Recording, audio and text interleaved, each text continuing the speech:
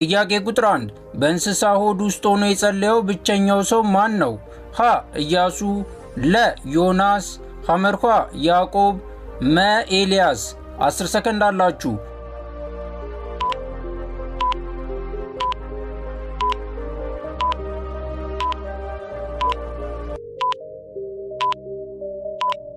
መልሱ ለዮናስ ነው።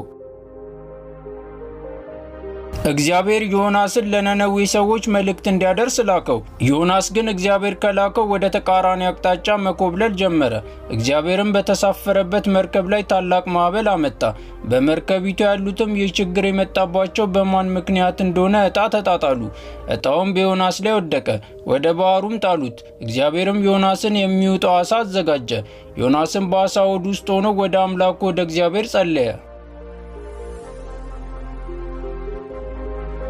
ጥያቄ ቁጥር 2 በእስራኤል ላይ ትፈርድ የነበረችው ብቸኛዋ ሴት ማን ናት? ሀ ሳራ፣ ለ አቢጊያ፣ ሐመርኳ ዲቦራ፣ መ ቃሲያ። 10 ሰከንድ አላችሁ።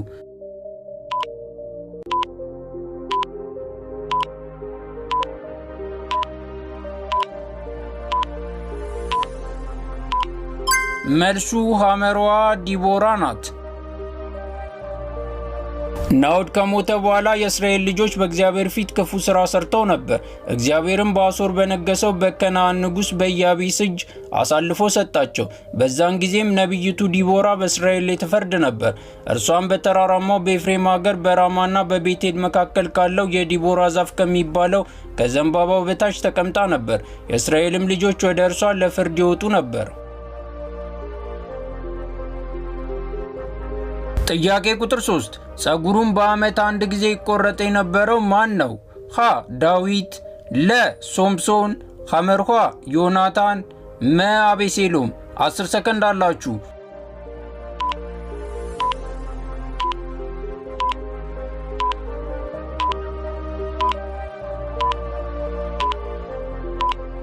ትክክለኛው መልስ መ አቤሴሎም የሚለው ነው።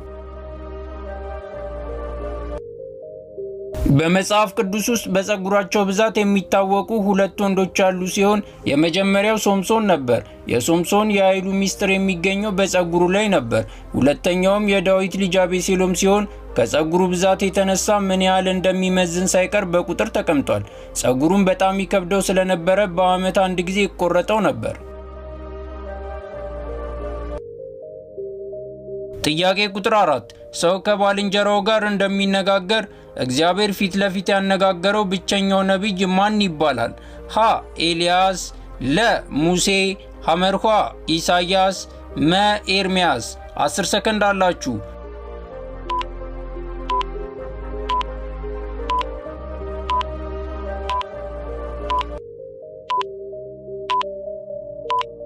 ትክክለኛው መልስ ለሙሴ የሚለው ነው።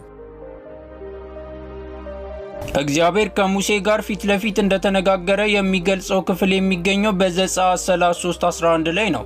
በዘኍልቍ ምዕራፍ 12 እግዚአብሔር ስለ ሙሴ ሲናገር በመካከላችሁ ነቢይ ቢኖር በራእይ እገለጥለታለሁ ወይም በሕልም እናገረዋለሁ፣ ለሙሴ ግን አፍ ለአፍ በግልጽ እናገረዋለሁ፣ ምክንያቱም እርሱ በቤቴ የታመነ ነው በማለት ለሙሴ ሲመሰክርለት እናያለን። በቁጥር 3 ላይ ሙሴ በምድር ላይ ካሉት ሰዎች ሁሉ ይልቅ እጅግ ትሑት ሰው እንደሆነ ተገልጿል። ለሁላችንም ታማኝነትና ትህትና ይብዛልን። ጥያቄ ቁጥር 5 በመጽሐፍ ቅዱስ ታሪክ የሞተችበት ዕድሜ የተገለጸላት ብቸኛዋ ሴት ማን ናት? ሀ ሩት፣ ለ ራሄል፣ ሐመርኳ ሳራ፣ መ ርብቃ። 10 ሰከንድ አላችሁ።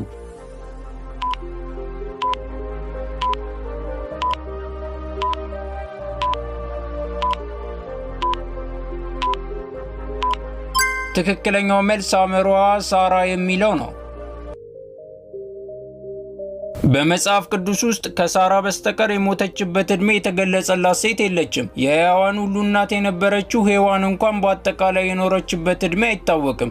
የሳራም ዕድሜ 127 ዓመት ሆነ። በቂርያት አርባቅም ሞተች። እርሷም በከነዓን ምድር ያለች ኬብሮን ናት። አብርሃምም ለሳራ ሊያዝንላትና ሊያለቅስላት ተነሳ።